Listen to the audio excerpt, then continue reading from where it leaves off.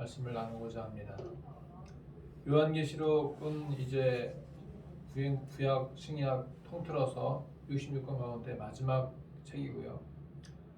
사도 요한이 반모섬에 유배됐을 때에 쓴 예언서입니다. 요한은 12제자 가운데에서 제일 나이가 어린 제자였는데 누구보다도 제일 장수한 제자가 바로 요한이었습니다. 요한이 계시록을 통해서 예수님의 부활, 승천 이후에 예수님의 다시 오심, 재림 때까지 일어날 일들을 오늘 기록을 하고 있습니다. 오늘이 2022년도라면 이 시간도 요한이 쓴 계시록 그 내용 가운데 다 포함되어 있다고 볼 수가 있습니다. 신구약 성경 전체가 인류 역사 전체를 다 포함하고 있는 것처럼 요한계시록에는 지금의 이 시기도 다 포함되고 있습니다. 그래서 태초에 천지를 창조한 하나님께서 창세기에 나와 있는데 이제 요한계시록까지 인류의 시작과 마침을 우리는 다 볼 수가 있는 것입니다. 요한계시록은 66권 가운데 66번째 마지막 책에 기록이 되어져 있고 이 마지막 때에 일어날 일들을 말씀하고 있습니다. 크게 세 부분으로 나눌 수 있는데 1장에서는 서론으로서 예수 그리스도의 계시고 예수께서 어떠한 모습으로 계시하고 있는가 하는 것을 말씀하고 있고요. 2장과 3장에서는 소아시아의 7교회를 소개하고 있습니다. 그리고 4장부터 22장까지 천상의 교회 그리고 마지막 때 일어날 일에 대해서 말씀하고 있습니다. 계시록 1장 1절을 보니까 이렇게 시작합니다. 다 같이 읽어볼까요? 시작. 예수 그리스도의 계시라 이는 하나님이 그에게 주사 반드시 속히 될 일들을 그 종들에게 보이시려고 그의 천사를 그 종 요한에게 보내어 알게 하신 것이라. 예수 그리스도의 계시라. 예수 그리스도께서 보여주신 것이다 라는 말씀입니다. 지금까지는 예수님께서 태어나시고 살아가시고 죽으시고 부활하신 그 사건들을 중심으로 성경이 마태복음부터 유다서까지 나왔었다면 이제 요한계시록은 마지막으로 예수께서 계시를 보여주신 것입니다. 계시. 여러분 계시라고 하는 말이 무슨 말이에요? 계시. 계시가 보여준다는 것이죠. 보여준다는 말. 그래서 특별 계시가 있고 일반 계시가 있어요. 특별 계시가 바로 성경책이고 일반 계시가 이 자연 만물에서 나타나는 천재 여러 가지 사건들을 말합니다. 그래서 예수께서 계시로 말씀하신 것이 요한계시록입니다. 반드시 속히 일어날 일들 그리고 지금까지 온 역사들 그리고 앞으로 일어날 일들에 대해서 말씀하고 있습니다. 자, 2절 말씀 읽어볼까요? 시작. 요한은 하나님의 말씀과 예수 그리스도의 증거 곧 자기가 본 것을 다 증언하였느니라. 요한이 하나님 말씀을 증언했고 예수 그리스도의 증거를 증언했고 자기가 본 모든 것을 다 계시록을 통해서 보여주고 있습니다. 그리고 2장과 3장에서는 소아시아에 있는 7교회를 소개하고 있는데 에베소, 소마나, 버가모, 두아디라, 사대, 필라델비아, 라오디게아 7교회를 소개합니다. 이 소아시아 7교회가 흔히 말하는 지상의 교회, 지상에 있는 교회를 말하고요. 4장부터 전개되는 교회가 이제 천상의 교회를 말합니다. 교회가 두 가지가 있어요. 지상의 교회와 천상의 교회. 지상의 교회는 이 땅에 있는 교회들 말하고 있고요. 천국에 가서 우리가 어떻게 살 것인가를 연습하는 장소가 바로 이 지상의 교회입니다. 천상의 교회는 하늘에 있는 교회가 천상의 교회, 하늘의 교회. 영원한 천국에서 하나님과 함께 살아갈 수 있는 교회가 천상의 교회가 되겠습니다. 천상의 교회에서 오늘은 천상의 예배를 말씀합니다. 천상의 예배. 하늘의 예배는 어떤 예배인가? 오늘 말씀 보니까 열린 문이 등장합니다. 하늘의 열린 문. 그리고 보좌와 보좌에 앉으신 이가 등장하고요. 24장로와 장로들의 찬양이 등장합니다. 먼저 열린문을 한번 볼까요? 열린문.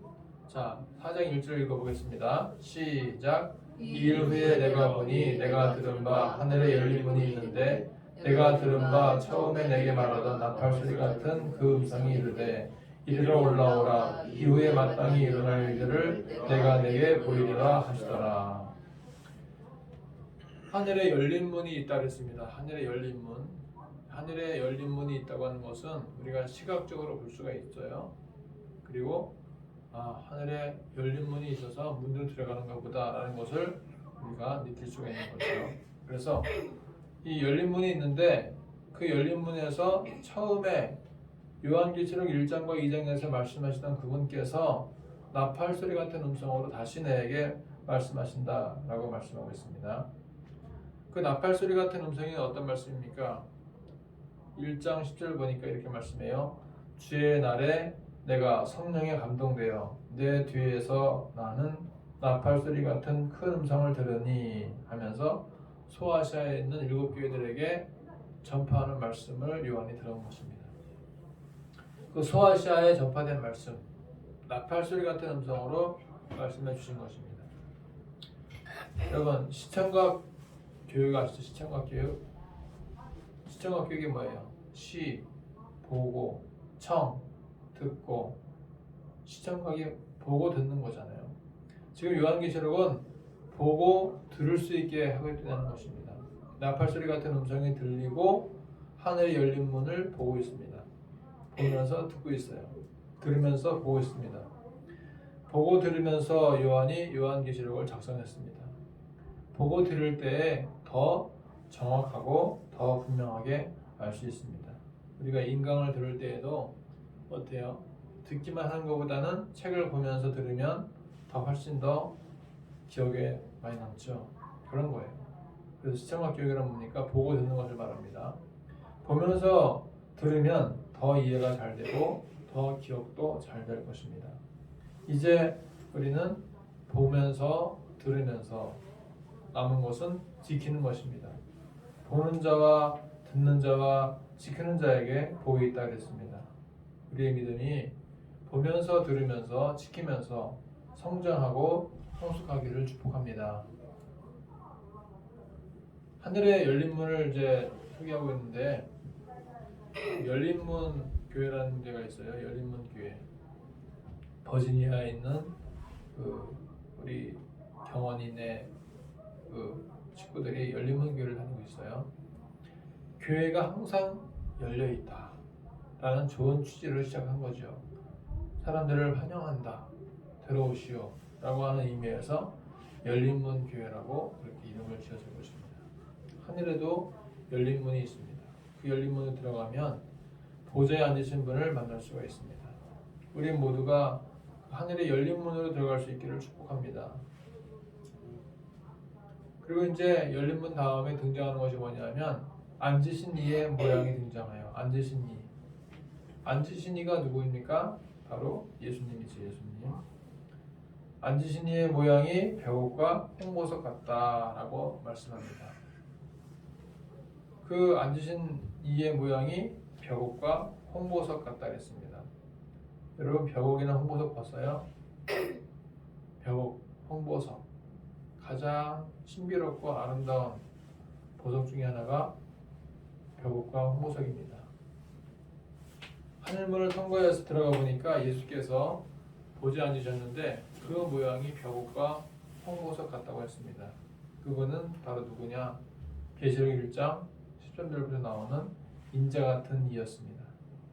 인자 같은 이가 어떻게 계시냐면 발에는 끌리는 옷을 입었고 가슴에는 금띠를 띠고 머리에는 털의 희기가 흰 양털 같고 눈 같고 눈은 불꽃 같고 또 발은 풀무에 단련한 빛난 주석 같고 음성은 많은 물소리 같고 오른손에는 7별이 있고 입에서 좌우의 날선검이 나오고 얼굴은 해가 힘있게 비치는 것 같은 모습이 바로 인자 같은 이의 모습이었습니다. 이 인자 같은 이의 모습은 다니엘의 세 친구가 뜨거운 풀물 속에 들어갔을 때에도 함께 있었습니다. 다니엘 3장 21절을 보니까 왕이 또 말하여 이르되 내가 보니 결박되지 아니한 네 사람이 불 가운데로 다니는데 상하지도 아니하였고 그 넷째의 모양은 신들의 아들의 모양과 같다라고 말씀하고 있습니다. 이 인자 같은 이는 스데반 집사님이 돌에 맞아 순교할 때에도 함께 계셨습니다. 예수님은 보좌에 앉아 계시지만 하지 않고 때로는 서 있었습니다. 스데반 집사님이 순교의 순간에 서서 스데반 집사님이 들이받는 것을 본 것입니다. 때로는 보좌에서 내려오셔서 고통 중에 있는 성도들과 함께 계시는 분이 바로 인자 같은 분이었습니다. 우리는 어린 양 되시고 보좌에 앉아 계시는 분에게 찬양과 영광을 올려드려야 될 줄 믿습니다. 그리고 무지개가 등장하죠. 무지개. 또 무지개가 있어 보좌에 둘렀는데 그 모양이 녹보석 같더라. 하늘문이 열린 다음에 인자 같은 이가 계셨는데 벽옥과 홍보석 같고 또 무지개가 있다 그랬습니다. 그리고 보좌와 7 등불과 4 생물이 있다 그랬습니다. 자, 우리 4장 5절 읽어볼까요? 자, 5절과 6절 읽으시겠습니다. 시작. 보좌로부터 번개와 음성과 우레소리가 나고 보좌 앞에 켠 등불 7이 있으니 이는 하나님의 7영이라. 보좌 앞에 수정과 같은 유리바다가 있고 보좌 가운데와 보좌 주위에 4 생물이 있는데 앞뒤에 눈들이 가득하더라. 여기 그림 보시면은 뭐가 있어요? 4 생물이 있죠. 4 생물. 사자의 얼굴, 소의 얼굴, 또 사람의 얼굴, 독수리의 얼굴. 4 생물이 있습니다. 그리고 보좌가 가운데 있습니다. 7 등불이 있습니다. 지금 4 생물이 뭐하고 있냐면 찬양을 하고 있어요. 사람의 얼굴, 사자의 얼굴, 소의 얼굴, 독수리의 얼굴로 된 4 짐승이 찬양하고 있습니다. 4장 8절 읽어보니까 자, 읽어볼까? 4장 8절 시작. 4 생물은 각각 6 날개를 가졌고 그 안과 주위에는 눈들이 가득하더라. 그들이 밤낮 쉬지 않고 이르기를 거룩하다 거룩하다 거룩하다 주 하나님 곧 전능하시며 전에도 계셨고 이제도 계시고 장차 오실 이시라 하고. 4 생물이 지금 어떤 모습입니까? 6 날개를 가지고 있었고요. 이사야 6장에 등장했던 스랍 천사와 같이 6 날개가 있었고 거룩하다 거룩하다 거룩하다 하면서 찬양하고 있는 것입니다. 이 4 생물의 찬양은 거룩하다를 3번 반복을 했고 보좌에 앉으신 분이 과거와 현재와 미래에 계시는 분이다 라고 찬양하고 있습니다. 천상의 예배는 무엇인가? 하늘의 예배는 어떤 것인가? 고백하는 것이고 찬양하는 것입니다. 그리고 24 장로가 등장하죠. 24 장로, 24명의 장로. 이 24명의 장로는 바로 구약에서의 12지파, 신약에서의 12제자를 말하는 것입니다. 24 장로들이 나오는데 자, 우리 10절과 11절 읽어볼까요? 시작. 24 장로들이 보좌에 앉으신 이 앞에 엎드려 세세토록 살아계시는 이에게 경배하고 자기의 관을 들여 보좌 앞에 돌리며 이르되 우리 주 하나님이여 영광과 존귀와 권능을 받으시는 것이 합당하오니 주께서 만물을 지으신지라 만물의 주의 뜻대로 있었고 또 지으심을 받았나이다 하더라. 24 장로들은 경배하고 자기의 관을 드렸습니다. 그리고 찬양했습니다. 우리들도 하나님을 찬양하고 높일 때 어떻게 찬양해야 될까요? 우리 주 하나님이여 영광과 존귀와 권능을 받으시는 것이 합당하오니 라고 찬양해야 될 것입니다. 자, 따라서 해봅시다. 우리 주 하나님이여 우리 주 하나님이여 영광과 존귀와 권능을 받으시는 것이 합당하오니 이렇게 우리가 찬양을 해야 될 것입니다. 내가 영광 받으려고 하지 말고 주님이 영광 받으시도록 찬양을 해야 될 것입니다. 우리가 오늘 하늘의 예배를 통해서 24 장로들의 찬양과 4 생물의 찬양들을 우리가 생각해 보면서 우리의 예배는 찬양하는 예배, 찬양이 되어야 되겠다라는 생각을 하게 됩니다. 천상의 예배는 어떤 예배인가? 하늘의 예배는 어떤 예배인가? 찬양하는 것입니다. 어제 아침에 사랑의 교회에서 하는 토요 비전 새벽 기도를 보았습니다. 1시간 반을 찬양하라고요. 30분 말씀 듣고 또 30분을 찬양을 합니다. 사랑의 교회 수용 인원이 한 7,000명에서 10,000명 되는 것 같은데 거기 꽉 찬 인원들이 지하 2, 3, 4층에 모여서 찬양을 합니다. 2시간을 찬양해요. 2시간을. 근데 찬양하는데 얼마나 열심히 찬양을 하는지 그 찬양하는 곳이야말로 거대한 장관을 이루게 되었습니다. 천상의 예배는 바로 찬양하는 것입니다.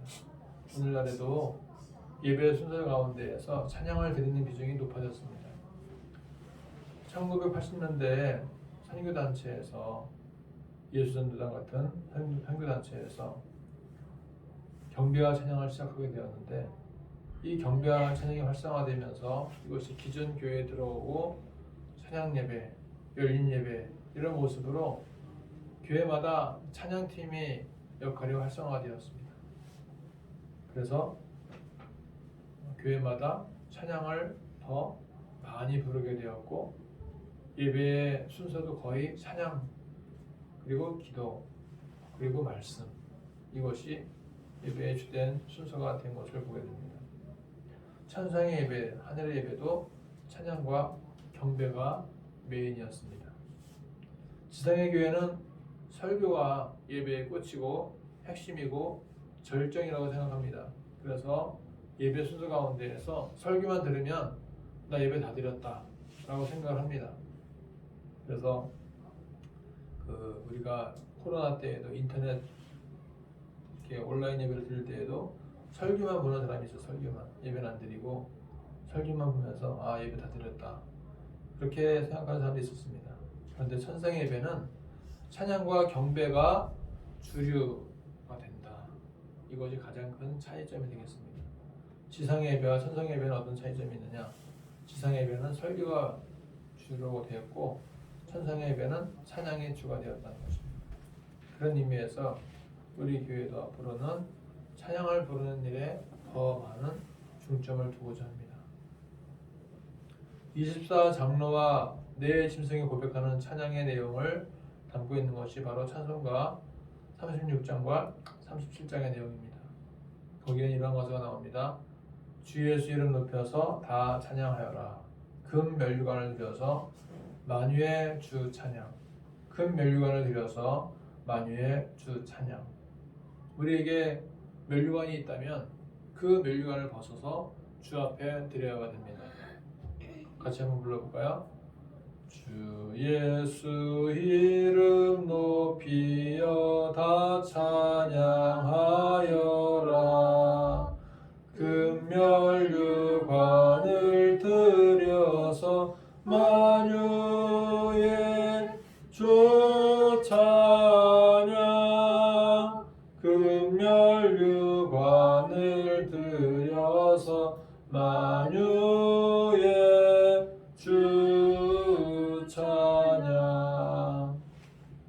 24장로들이 금면류관을 들여서 만유의 주를 찬양하고 있습니다. 그래서 나의 모든 영광, 나의 모든 건강, 나의 모든 물질, 나의 모든 인생을 하나님께 드리는 것이 예배입니다. 내가 면류관을 쓰고 있으면 안 됩니다. 하나님께 벗어 드려야 됩니다. 하나님을 믿는 대통령도, 하나님을 믿는 CEO도, 하나님을 믿는 그 누구도 예배 시간에는 다 그 면류관을 벗어 드려야 됩니다. 한 주간도 모든 영광과 존귀와 권세를 여호와께 올려드리시기를 축복합니다. 자, 말씀을 맺겠습니다. 하늘의 예배는 열린 문으로 들어가니 보좌가 있고 그 보좌에 앉으신 이를 중심으로 네 짐승과 24장로가 나옵니다. 네 짐승과 24장로는 보좌에 앉으신 분에게 찬양을 드리며 금 면류관을 벗어드렸습니다. 오늘날 우리 예배도 하늘의 예배가 될 줄 믿습니다. 찬양을 온전히 올려드리는 예배가 되시기를 축복합니다. 기도하겠습니다. 하나님, 오늘 말씀을 통해서 천상의 예배를 생각해 보았습니다. 찬양과 존귀와 감사와 영광 받으시겠다고 하신 하나님께서 이 생물과 24 장로들의 찬양을 받으신 것처럼 우리의 예배를 받아주시고 우리의 찬양을 받아주시고 우리의 금면류관을 받아주시옵소서. 내가 영광을 취하지 않게 하시고 하나님이 영광을 받으시는 예배가 될 수 있도록 인도하여 주시옵소서. 예수님의 이름으로 기도하옵나이다. 아멘. 우리 다 같이